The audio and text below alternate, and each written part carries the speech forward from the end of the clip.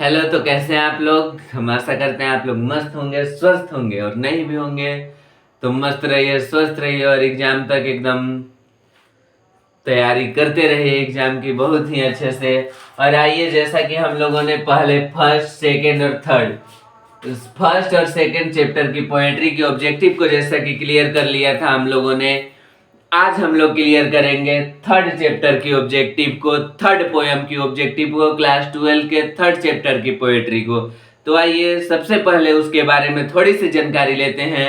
और अगर अच्छा लगे वीडियो तो लाइक शेयर कमेंट जरूर कीजिएगा और अपने दोस्तों तक पहुंचाइएगा ताकि उन लोगों को भी इस वीडियो से कुछ मदद मिल सके। ये जो हम लोग अभी जो सामने हम जिस चैप्टर की ऑब्जेक्टिव लेके आए हैं वो है now the lips are Fehling fast. तो now the lips are Fehling fast जो है इसको लिखे हैं W.H. ऑर्डेन। लिखे हैं कौन? W.H. ऑर्डेन। W.H. ऑर्डेन इनका पूरा नाम है विस्टन हैग ऑर्डेन। विस्टन हैग ऑर्डेन इनका पूरा नाम है। ये इनको द एज ऑफ एंजाइटी ये एक बुक लिखे थे। इसका इंट्रोडक्शन थोड़ा सा भी बता रहे हैं, उसके बाद ऑब्जेक्टिव क्लियर करवाएंगे। द एज ऑफ एंजाइटी नामक ये एक बुक लिखे थे जिसके लिए इनको मिला था पुलिट्जर प्राइज। पुलिट्जर प्राइज से ये सम्मानित हुए थे। और वो पुलिट्जर प्राइज कब मिला था इनको? तो 1948 में, यानी कि 1948 में ये पुलिट्जर प्राइज से सम्मानित किए गए थे। किसके लिए? द एज ऑफ एंजाइटी एक कलेक्शन ऑफ पोएम लिखे थे, उसके लिए इनको पुलिट्जर प्राइज मिला था। ये एक वर्गस पोएट थे। और क्या थे ये? पोएट के साथ साथ ड्रामेटिस्ट थे, क्रिटिक ट्रांसलेटर भी थे। ये ट्रांसलेटर भी थे, ड्रामेटिक भी थे और पोएट भी थे। और इनका जन्म जो हुआ था कहाँ हुआ था? तो इंग्लैंड में हुआ था। लेकिन ये क्या किए थे? इंग्लैंड को 1939 के बाद इंग्लैंड को छोड़ के ये अमेरिका में, यूएसए में सेटल हो गए थे। तो ये इतना हम लोग इनका इंट्रोडक्शन जाने। इनके कुछ बुक का नाम है द ओरेटर्स, द डांस। इसी तरह से इन्होंने लिखा है the death, look stranger, Spain, another game, the age of anxiety, the sea lips of falling fast. ये सब जो लिखे हैं ये कौन लिखे हैं? हमारे W.H. ऑर्डेन की ये सब बुक है। अब आइए हम लोग जो आया है कभी ना कभी एग्जाम में जो दिया है ऑब्जेक्टिव या फिर आगे पूछ सकता है उस ऑब्जेक्टिव को क्लियर करते हैं। तो इसी तरह मन लगा के पढ़ा लोग, ना पढ़ला पे नो कोई ना पूछी, ना घर वाला ना घर वाली ना बाहर वाली। ये चलते बढ़िया से दिमाग लगा के अभी पढ़ ला लोग। रिजल्ट अच्छा आई तो घरों वाली पूछी, बाहरों वाली पूछी या घरों वाला पूछी लोग। तो सबसे अगर पूछाए के बाद तो रिजल्ट बढ़िया ला लोग, जे छोड़ियो के गई हुई वो आ जाई वापस। तो रिजल्ट अच्छा लगा लोग, एकदम बेस्ट ऑफ लक। और एग्जाम के तैयारी करा लोग ताकि जे छोड़ के गई हो को वो गोड़ पे गिरे आ जाओ। देखो तो सबसे पहले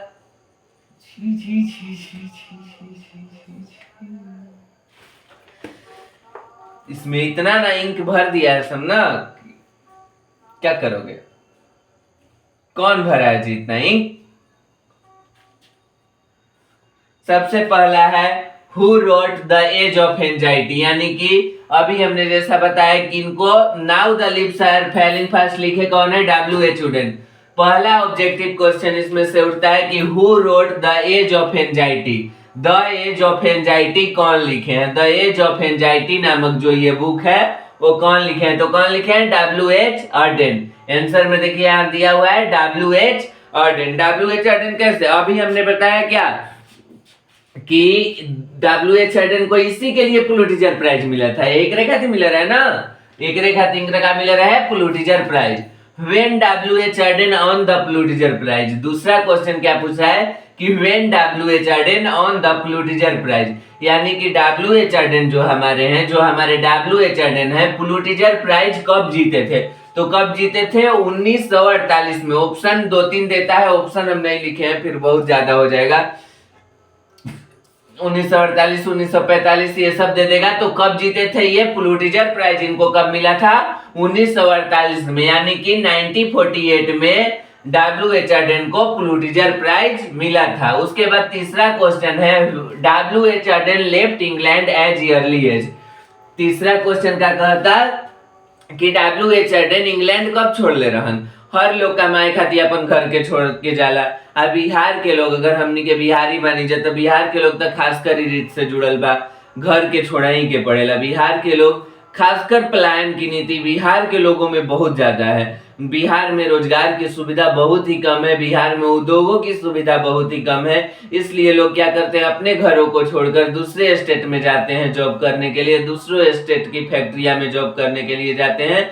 उसी तरह हमारे W.H. हेडन अपने लाइफ को अच्छा करने के लिए, अपने पोएट क्षेत्रों में अच्छा करने के लिए, अपने ट्रांसलेटर को अच्छा करने के लिए कहाँ गए थे, अमेरिका में। और कब गए थे, इंग्लैंड को कब छोड़े थे, तो 1939 में, यानी कि 1939 में। उसके बाद चौथा हमारा आता है, in this poem what is falling fast. इस पोएम के अनुसार now the leaves are falling fast के अनुसार क्या फैलिंग फास्ट हो रहा है, क्या फैलिंग फास्ट हो रहा है, तो now the leaves are falling fast. इसके हेडिंग में इसका जवाब है, क्या फैलिंग फास्ट हो रहा है, तो लीव्स फैलिंग फास्ट हो रहा है, leaves are falling fast, now the leaves are falling fast. तो चौथा का आंसर क्या होगा, लीव्स। पांचवा क्वेश्चन है, now the leaves are falling fast talks about the fill in the blanks of human life. मतलब कि ये जो पोएम है now the leaves are falling fast, ये किस चीज के बारे में, ह्यूमन लाइफ के किस चीज के बारे में बात कर रहे हैं, तो ये बात करता है ह्यूमन लाइफ के फ्रस्ट्रेशन के बारे में। फ्रस्ट्रेशन यानी बोलते हैं ना हम लोग अचानक से कभी, मैं तुम्हारे बातों से हम फ्रस्ट्रेट हो चुके हैं, फ्रस्ट्रेट करके रख दिया इंसान, तो उसी तरह से ये ह्यूमन लाइफ के फ्रस्ट्रेशन को बता रहा है। 6 नंबर क्वेश्चन है, who run scolding their food in now the leaves are falling fast. Food के दौरान स्कॉल्डिंग में कौन दौड़ रहा था, तो ट्रॉल्स। कौन दौड़ रहा था, ट्रॉल्स। चौथा है, विस्परिंग नेवर मीन्स। विस्परिंग नेवर्स का मतलब क्या होता है, विस्परिंग नेवर कौन है, तो agents of death. Whispering never कौन है, 7वां नंबर क्वेश्चन है, हु इज विस्परिंग नेवर, तो विस्परिंग नेवर कौन है, एजेंट्स ऑफ डेथ। ये क्वेश्चन इतना तक समझ में आया, समझ में आएगा तो जरूर कमेंट कीजिएगा और लाइक कीजिएगा और सब्सक्राइब तनी कर दे लोग, सपोर्ट करबा लोग, तबे नु हम ए तरह के वीडियो लाएंगे। ओकरा बाद देखा लोग 8वां क्वेश्चन बा, द प्रेम्स आर, तो दो prams are rolling on, the prams are rolling, इसका डायरेक्ट आंसर होगा द प्रेम्स आर रोलिंग। उसके बाद एक बुक है अभी जैसा हमने बताया, Lamia and Hyperion written by, Lamia और हाइपेरियन नामक जो बुक है ये किसने लिखा है, तो W.H. ऑर्डेन ने लिखा है। इस बुक को किसने लिखा है, W.H. ऑर्डेन ने। ओकरा बाद 10वां नंबर क्वेश्चन बा, and the Nightingale is dumped, and the Nightingale is dumped and the angle will not come is taken from. ये लाइन कहां से लिया गया, तो ये लाइन लिया गया है now the leaves are falling fast. देखो इतना तक इंट्रोडक्शन से ही बाबू क्वेश्चन था, इतना तक का जो ऑब्जेक्टिव क्वेश्चन था इंट्रोडक्शन से था, मात्र इतना बुक से, और वो भी देखो केवल लाइन पूछा है। तो पोएट्री में ज्यादातर हम बार बार बोलते हैं कि पोएट्री में ज्यादातर अगर ऑब्जेक्टिव क्वेश्चन पूछेगा तो इंट्रोडक्शन से पूछेगा, इंट्रोडक्शन क्लियर करो। और चैप्टर का पढ़ना है तो चैप्टर की लाइन बाय लाइन को थोड़ा पढ़ो और लाइन को क्लियर करो, तो बहुत ही अच्छा रिजल्ट जाएगा, बहुत ही अच्छा रिजल्ट जाएगा। तो इसलिए पढ़िए, और जो स्टोरी है स्टोरी को रट जाइए बाबू, ये स्टोरी से बहुत ऑब्जेक्टिव पूछता है, बहुत क्वेश्चन पूछता है, स्टोरी भी आई है। एंड उसी तरह से 11वां नंबर क्वेश्चन है, whose white waterfall could bless travellers in their last distress is taken from. यानी कि ये line whose white waterfall could bless travellers in their last distress is taken from.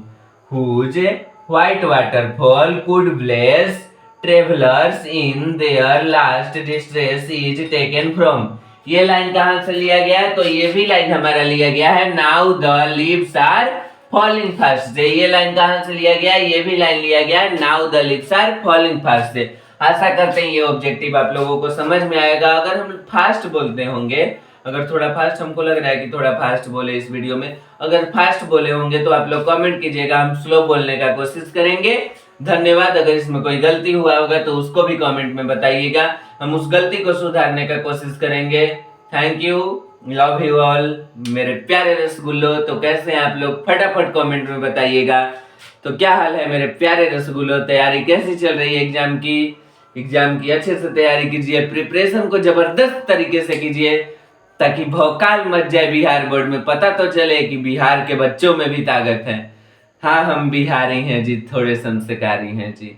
तो संस्कारी के साथ साथ हाँ हम तैयारी करने वाले भी हैं, हाँ हम रिजल्ट देने वाले भी हैं। ये भी बिहार बोर्ड को पता चलना चाहिए कि हम बिहारी ताकतवर के साथ साथ संस्कारी के साथ साथ रिजल्ट देने वाले भी हैं, हाँ हम बिहारी हैं।